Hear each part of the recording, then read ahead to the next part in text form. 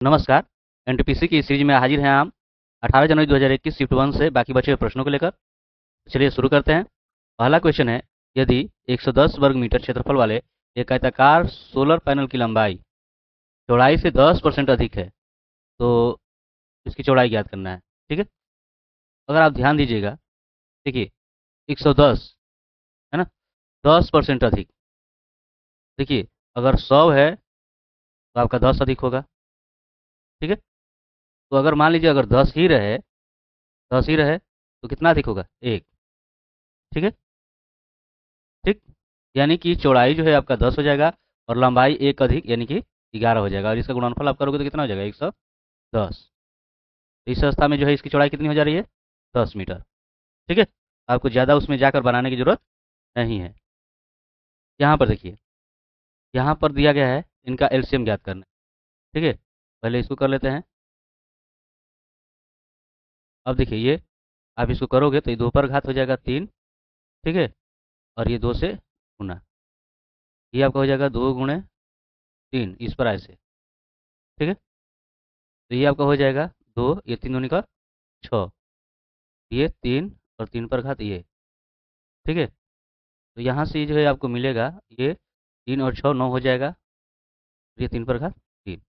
दूसरा जो आप ये लीजिए, 4 पर घात 6 और 9 पर घात 3। तो ये जो है आपका हो जाएगा 2 गुणे 2, यानी ये इसको आप ऐसे भी कर सकते हैं कि 2 पर स्क्वायर ही आप कर लोगे। ठीक है, 6, और ये 9 का जो है स्क्वायर और 3, ये आपका 2 6 का 12 हो जाएगा, और ये आपका हो जाएगा 6। ठीक है, अब जब आप एलसीएम निकालते हो तो आप देखिए, यहाँ 2 पर घात आपका जो है 9 है और ये 12 है, तो कौन लोगे? 2 पर घात 12। इसमें 3 बार है, इसमें 6 बार है, तो ये 6 बार वाला लोगे। ठीक है, यानी आपका आंसर हो जाएगा ये तीसरा। ठीक, चलिए आगे देखते हैं। यहाँ पर दिया गया है, यदि ये जो संख्या है 9 से विभाज्य है तो n का न्यूनतम मान ज्ञात कीजिए। देखिए, 9 से विभाज्य कब होगी? जब इनके अंकों का योग 9 का पहाड़ा होगा। ठीक है, तो उसके लिए इनका योग जो है आपको क्या आना चाहिए? 9 आना चाहिए। ठीक है, और सब एक एक है, मतलब कि इसको आपको 9 बार रखना होगा। ठीक है, कितनी बार? 9 बार। जब 9 बार रखोगे तभी इसका मान क्या होगा? 9। तब 9 से ये क्या हो जाएगा? कटेगा। ठीक है, वही है, n का न्यूनतम मान कितनी होनी चाहिए? 9 बार। स्वतंत्र भारत की पहली निर्वाचित संसद कब से अस्तित्व में आई? तो देखिए, प्रथम लोकसभा का गठन जो है भारत के प्रथम आम चुनाव के बाद 17 अप्रैल 1952 को हुआ था। 17 अप्रैल 1952 को। ठीक है, इसमें आपका आंसर क्या हो जाएगा? 1952। यहाँ पर दिया गया है कि ए, बी और सी एक काम को क्रमशः 6 12 और 24 दिनों में पूरा करते हैं। ठीक है, ए, बी और सी, ये जो है 6 दिन, ये आपका 12 और ये 24। ठीक है, तो इनका आप एलसीएम कर दोगे, 6 12 24 का क्या हो जाएगा? 24। ठीक, अब देखिए इनकी कार्य क्षमता निकाल लीजिए, तो 6 चौका 24, ये 12 दूनी 24, और ये 24 से कम। ठीक है, अब ये है कि अगर ये तीनों एक साथ मिलकर काम करेंगे तो कितना दिन लगाएंगे? यहाँ तीनों अगर मिलकर एक साथ काम करेंगे, ठीक है, इसके लिए आपका क्या हो जाएगा? टोटल आपका जो है 24 है, और देखिए इनकी कार्य क्षमता है 4 2 6 6 7, भाग कर देंगे इससे, तो ये आपका हो जाएगा 7 7 या 21, 21 3 24। ठीक है, यानी आपका इतना दिन हो जाएगा। एक वृत्ताकार मार्ग की बाहरी तथा भीतरी त्रिज्या, देखिए बाहरी त्रिज्या यहाँ पर ये है, ये ठीक है, ये बी है। तो मार्ग का क्षेत्रफल तो देखिए इसका क्या हो जाता है, कुछ ऐसे, देखिए ये आपका हो गया ये। ठीक है, क्योंकि ये बाहर यहाँ से आपका केंद्र होगा, तो एक बाहरी त्रिज्या हो गई जो कि 2a है, और एक भीतरी जो कि आपका b है। इसमें आपका जो ये मार्ग है इसका क्षेत्रफल निकालना है। तो आप जानते हो कि बड़े वृत्त में से छोटे को घटा देना होता है। जो मार्ग का आप क्षेत्रफल निकालोगे, तो मार्ग का क्षेत्रफल क्या हो जाएगा? बड़े वाले में से, यानी कि पाई आर स्क्वायर में से छोटे वाला क्या कर दोगे? घटा दोगे। तो पाई का पाई, आर देखिए ये बड़ा वाला क्या है? इतना का स्क्वायर, और ये आपका बी का। तो ये आपका हो जाएगा 2 दूनी का 4 ए स्क्वायर, ये बी स्क्वायर। ठीक है, यानी कि आपका हो जाएगा तीसरा। ठीक, चलिए यहाँ पर दिया गया है कि 14 व्यक्ति वस्तु ए खरीदते हैं जबकि 13 व्यक्ति वस्तु बी खरीदते हैं। दो व्यक्ति दोनों वस्तु खरीदते हैं, व्यक्तियों की कुल संख्या ज्ञात करें। तो यहाँ पर जो है आपको ज्ञात करना है व्यक्तियों की कुल। ठीक है, उस अवस्था में देखिए ऐसे सवाल आपको मिले, ए वस्तु खरीदने वाले और ये बी वस्तु खरीदने, तो जोड़िए 14 13, और देखिए दोनों में सर्वनिष्ठ क्या है, दो व्यक्ति, तो घटा दीजिए। 14 13 आपका हो जाएगा 27 और -2 यानी कि 25। सर से आपका आंसर हो गया पहला। ठीक है, दिए गए विकल्पों में से उस संख्या का चयन कीजिए जो निम्नलिखित श्रेणी में प्रश्न चिन्ह के स्थान पर आएगी। यहाँ पर आप देखिए अंतर इसमें क्या है, 3 6 9, ठीक है, 9 12 21 हो जाएगा। अब इसमें आपका अंतर कितना हो जाएगा, 5 1 4 और 4 में 2 घटेगा 2, यानी आप देख रहे हो कि 6 दूनी 12 12 दूनी 24, 24 दूनी क्या हो जाएगा 48। ठीक है, यानी यहाँ पर आपको 48 जोड़ लेना है, ये आपका 8 5 13 हो जाएगा, 8 4 8 यानी कि 93। इस तरह से आपका पहला आंसर हो जाएगा। ठीक है, अगला है दिए गए विकल्पों में से उस संख्या का चयन कीजिए जो निम्नलिखित श्रेणी में प्रश्न चिन्ह के स्थान पर आएगी। तो देखिए ये 8 दूनी 16, 8 दूनी आप कीजिएगा 16, ठीक है, और इसमें एक जोड़ दीजिए, कितना हो जाएगा 17। उसी तरह 17 में कीजिएगा 17 दूनी 34 और उसमें एक जोड़ दीजिए, कितना हो जाएगा 35। 35 में उसी में कीजिएगा उसी तरह से 70 हो जाएगा, और 70 में एक जोड़ दीजिए 71। 71 में उसी तरह से 2 से कीजिएगा, 2 एकम 2 2 7 14, इसमें एक जोड़ दीजिए, कितना हो जाएगा 143। ठीक है, यानी कि तीसरा। ठीक, अब अगला है कि नीचे दिए गए कथनों और निष्कर्षों को ध्यानपूर्वक पढ़ें और कथनों में दी गई जानकारी को सत्य मानते हुए विचार करें कि भले वह सामान्यतः तथ्य ज्ञात तथ्यों से अलग प्रतीत हो, और तय कर गए कि दिए गए निष्कर्षों में से कौन से कथनों का तार्किक रूप से पालन करते हैं। यहाँ पर दिया गया है कि कुछ ताला जो है चाबी है। देखिए ये आपके ताले हो गए, ठीक है, ये आपका ताला है, और कुछ जो ताला चाबी है ना, तभी नहीं, तो ये आपका चाबी हो गया। ठीक है, और फिर दिया है कि जो है सभी चाबी दरवाजे हैं, सभी जो चाबी जो है ये ओके दरवाजे हैं। ठीक है, अब इसको मिलाइए, पहला है कि ताला दरवाजा नहीं है, देखिए ताला दरवाजा है, हाँ तो कुछ ताले हैं, ठीक है, तो ये भी आपका नहीं होगा। सभी ताला दरवाजा है, देखिए सभी ताला दरवाजा है, नहीं होगा। कुछ ताला दरवाजे हैं, देखिए कुछ ताला दरवाजा है, तो हाँ ये है। ठीक है, सभी दरवाजे चाबी है, सभी दरवाजे चाबी है, नहीं है, सभी चाबी दरवाजा है लेकिन सभी दरवाजे अभी नहीं, यानी ये भी नहीं, यानी कि आपका तीसरा हो जाएगा। ठीक है, अब जैसे देखिए ये आपको ग्राफ दिया गया है, ठीक है, और इस ग्राफ के अनुसार जो है आपको इसे हल करना है। ठीक है, देखिए पहला है इस वर्ष के दौरान सभी वर्षों में खोले गए कुल खातों में से लगभग 15% खाते खोले गए। मतलब यहाँ पर आपको सबको क्या कर लेना है, जोड़ लेना है, टोटल कितने होंगे। ठीक है, इन सबको आपको जोड़ लेना है, 182.06, 138.50, 104.76, और ये आपका 73.45। अब जोड़ोगे आप 6 6 12, 12 5 17।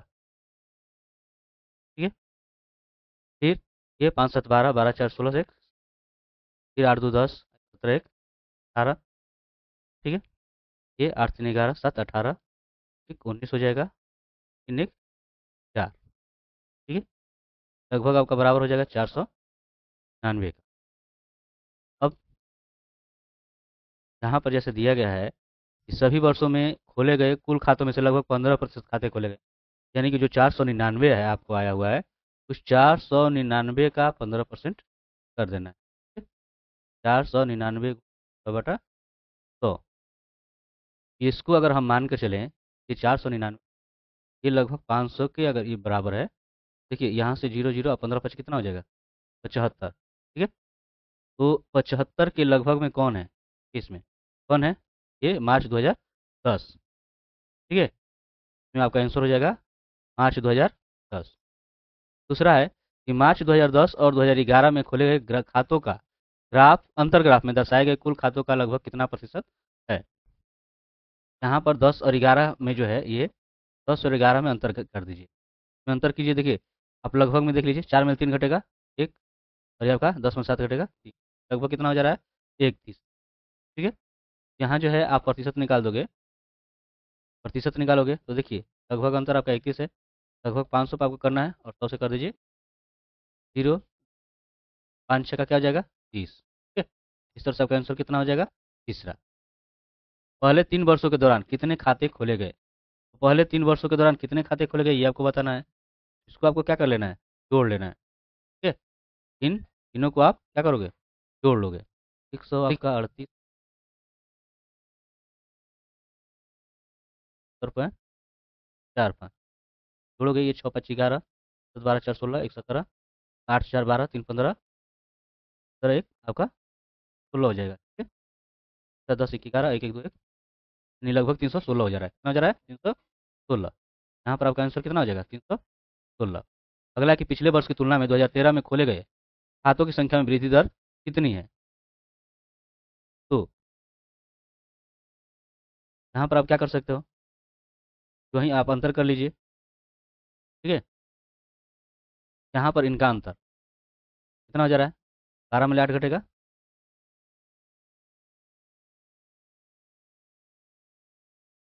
12 में 8 घटेगा आपका 4, ये 7 में से घटेगा 4, लगभग आपका हो जा रहा है 44। ठीक है, लगभग 44 हो जा रहा है। मैं यहाँ पर लगभग का मान जो ही लेकर चल रहा हूँ। ठीक है, यहाँ पर जो है 44 हो गया, और आपको किस पर लेना है, नीचे वाला पर जो कि लगभग 138 था, और गुणे 100। तो ये आपका 4400 बटा हो जाएगा 100, भाग करोगे आप 13 या 39। ठीक है, देख लीजिए यहाँ से 138, 13 या 39, 8 है आपका 24। ठीक है, 2 3 3 9 2 11, 3 1 4, ये आपका 10 में 4 घटेगा 6, ये आपका हो जाएगा 3 में 1 घटेगा। ठीक है, लगभग 13 दूनी 26, अधिक हो जा रहा है, यानी कि लगभग आपका 1 3। ठीक है कि ए बी का दुगना है, ए जो है बी का दुगना है, ध्यान रखिएगा, ए बी का दुगना है, यह है कि बी जो है डी का आधा है, बी जो है डी का क्या है, आधा है। ठीक है, ए डी का कितना गुना है, ए डी का कितना गुना है? तो देखिए यहाँ से आपका कट जाएगा, तो आपका क्या हो जाएगा 1D, आपका एक तरह से बराबर है। ठीक है, नीचे कंप्यूटर से संबंधित 4 वस्तुओं के नाम दिए गए हैं, इनमें से 3 किसी प्रकार से संगत और एक असंगत है, तो असंगत का चयन करें। देखिए फ्लैश ड्राइव है, सीडी है, मॉनिटर है और हार्ड डिस्क है। ये जो है एक तरह से ये डाटा रखने वाली चीज़ें है ना। ठीक है, और लेकिन ये आपका क्या है, एक आउटपुट डिवाइस आपका हो जाए, ठीक है, मानिए ये आपका अलग। यहाँ पर दिया गया है 15 छात्रों के समूह से 15 छात्रों ने अंग्रेजी, 10 ने हिंदी लिए हैं और 5 जो छात्र हैं दोनों भाषा का अध्ययन। कितने छात्र हैं जो केवल अंग्रेजी का अध्ययन करते हैं? देखिए ये आपका अंग्रेजी, फिर आपका हो गया हिंदी, ठीक है? ये आपका अंग्रेजी हो गया और ये आपका हो गया हिंदी। तो देखिए 5 छात्र दोनों का ही करते हैं, 5 इसमें जोड़ लीजिए, और ये 15 छात्र जो अंग्रेजी हैं यानी कि 10 तो 5 15, और ये 10 आपके हिंदी हैं, ये 5 इतना। ठीक है, देखिए इसमें अब यहाँ पर कितने छात्र हैं जो केवल अंग्रेजी का अध्ययन करते हैं, तो कितने हैं, सिर्फ 10। ठीक है, चलिए अगला देखते हैं, दिए गए विकल्पों में से उस संख्या का चयन कीजिए जो निम्नलिखित श्रेणी में प्रश्न चिन्ह के स्थान पर आएगी। तो देखिए क्या है, ये 1 का जो है घन है, ये 2 का, ये 3 का, और ये 4 का। इसी तरह अगला क्या हो जाएगा 5 का, तो 5 का कितना हो जाता है 125, तो आंसर हो जाएगा पहला। नीचे दी गई 4 संख्याओं में से 3 किसी प्रकार से संगत हैं और एक असंगत है, तो असंगत का चयन करें। जब आप इसको देखोगे, यहाँ पर आपको ये देखिए ये किसका है, ये 10 का घन है। ठीक है, ये आपका जो है 17 का घन है। ठीक है, ये जो है 12 का घन है, लेकिन ये घन नहीं है, तो यही आपका क्या हो जाएगा असंगत। एक प्रश्न है और उसके संबंधित 2 तर्क दिए गए हैं, बताएं कि दिए गए प्रश्न के संदर्भ में कौन से तर्क सशक्त है। तो देखिए प्रश्न है, क्या भारत में शाकाहारी भोजन पर प्रतिबंध लगाया जाना चाहिए? तर्क कि नहीं, यह प्रोटीन व अन्य खनिजों का सस्ता स्रोत है, बहुत सारे लोग इससे खरीद सकते हैं, ये तर्क सही है। नहीं, इससे लोगों की स्वतंत्रता का हनन होगा, ये तर्क सही है, ये क्यों है। ठीक है, इसमें आपका हो जाएगा दोनों तर्क क्या है, सख्त है। ठीक, यहाँ पर देखिए इसमें आपको देखना है कि कौन जो है प्रश्न चिन्ह के स्थान पर आ सकता है, मतलब आगे कौन आएगा ये देखना है। ठीक है, देखिए यहाँ से है आपका ए से सी गैप है। ठीक है, यहाँ से देखिए डी गैप है, यहाँ से देखिए एफ गैप। इसी तरह जो है एच गैप करके आगे जाइएगा तो क्या हो जाएगा, आई। तो देखिए बी सी डी, तो क्या हो जाएगा ए। ठीक है, यानी कि तीसरा। यदि यहाँ पर है कि प्लस का अर्थ भाग है, प्लस का अर्थ यहाँ पर क्या है, भाग। ठीक है, और भाग का अर्थ क्या है, भाग का अर्थ, और फिर जो है देखिए माइनस का अर्थ जोड़ है, का अर्थ जोड़ है, और गुणा का अर्थ क्या है, घटाना। तो मान ज्ञात कीजिए। देखिए यहाँ से आप भाग करोगे तो क्या आ जाएगा, यहाँ पे करोगे तो ये 5। ठीक है, ये आपको गुणा कर देना है, तो ये आपको देखिए 8 9 72 माइनस 7, 72 5 77 माइनस 7 यानी कि 70। ठीक है, तो आंसर क्या हो जाएगा, चौथा। ठीक है, ठीक, दिए गए विकल्पों में से उस संख्या का चयन कीजिए जो निम्नलिखित श्रेणी में प्रश्न चिन्ह के स्थान पर आएगी। यहाँ पर देखिए कैसे हो सकता है, ये कुछ ऐसा है 0 × 1 जो 2 यहीं 100 4 5 30 100 7 42 फिर 8 9 क्या हो जाएगा, 72। ठीक है, यानी कि चौथा। ठीक, राम के पास 15 टॉफी है। देखिए राम के पास जो है टॉफी जो है वो 15 है, बिस्किट जो है 10 है, और चॉकलेट जो है वो है 5। अब क्या हो रहा है, एक तिहाई टॉफियाँ सोहन को दे दी, मतलब इसका जो है ये इतना भाग सोहन को दे दिया, तो दे दिया 3 ना, इतना भाग 5। ठीक है, अब आधे बिस्किट, और आधे बिस्किट मोहन को, और मोहन को दे दिया आधा बिस्किट, यानी कि ये 10 है, इसका आधा दे दिया, कितना हो गया, 5। ठीक है, अब जो है सोहन ने 2 बिस्किट के बदले मोहन को सभी टॉफियाँ दे दी। ठीक है, अब यहाँ से क्या हो रहा है, इससे 2 बिस्किट जो है सोहन ले रहा है। ठीक है ना, ये इससे ले रहा है 2 बिस्किट, 2 बिस्किट ये ले लिया। ठीक है, 2 बिस्किट ले लिया, और ये पूरी 2 ले लिया, तो इसके पास कितना बचा, और इसका टॉफी ये कितना दे दिया टोटल। ठीक है, मोहन को। और मोहन ने शेष बिस्किट राम को दे दी, और ये देखिए शेष बिस्किट दे दिए। चलो पहले ये इसके आपके जो है आधा दे दिए, 5 थे और 3 दे दिए, तो टोटल कितना हो गया, 8। ठीक है, अब और उससे 2 चॉकलेट ले ली, 2 चॉकलेट ले लिया, चलो इसको 2 चॉकलेट मिल गया, उसके पास 8 हुआ। अब 8 में से जो है आधा बिस्किट सोहन को दे दिया, सोहन को आधा दे दिया, यानी 8 का जब आधा दिया कितने हो गए, 4। राम के पास कितने बचे, 4। इसका आपका आंसर हो जाएगा ये चौथा। चलिए अगला देखिए, 21 व्यक्ति हैं और 3 भाषाएं फ्रेंच, जर्मन और जापानी हैं। 10 व्यक्ति जर्मन बोलते हैं, 12 व्यक्ति जापानी बोलते हैं, 10 व्यक्ति फ्रेंच बोलते हैं। 4 व्यक्ति केवल फ्रेंच बोलते हैं और 5 व्यक्ति केवल जापानी बोलते हैं, और 4 व्यक्ति फ्रेंच जर्मन दोनों भाषाएं बोल सकते हैं, और 3 व्यक्ति जो है सभी भाषाएं बोल सकते हैं। कितने व्यक्ति जापानी और जर्मन बोलते हैं ये आपको पता करना है। आप क्या कीजिए, ये एक बना लीजिए। ठीक? अब देखिए ये आपके जो है ये फ्रेंच, ये जर्मन, ये आपका हो गया जापानी। देखिए 3 व्यक्ति सभी भाषाएं बोलते हैं, 3 व्यक्ति जो है सभी भाषाएं। ठीक है, और देखिए फिर इसके अलावा जो है 4 व्यक्ति केवल फ्रेंच, 4 व्यक्ति केवल फ्रेंच, 4। फिर 5 व्यक्ति केवल जापानी, 5 व्यक्ति केवल जापानी। ठीक है, अब जो है इसमें 10 व्यक्ति जर्मन है, सॉरी एक और है यहाँ पे 4 व्यक्ति जो है फ्रेंच और जर्मन दोनों व्यक्ति, देखिए फ्रेंच और जर्मन 4 व्यक्ति, तो हो गया, यहाँ बचा 1। ठीक है, अब यहाँ से देखिए काउंट कीजिए फ्रेंच को लेकर के, और फ्रेंच को लेकर काउंट कीजिएगा तो फ्रेंच वाले कितने हैं, 10 हैं, तो 4 7 8 ये 2 10।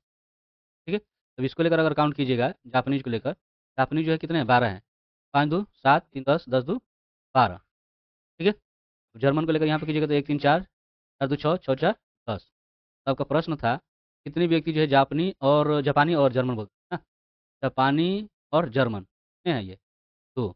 आंसर कितना हो जाएगा, 2। ठीक है, ये रहा आपके बाकी के सभी प्रश्नों का हल। मिलते हैं नेक्स्ट वीडियो में एक नए चैप्टर के साथ, तब तक के लिए धन्यवाद।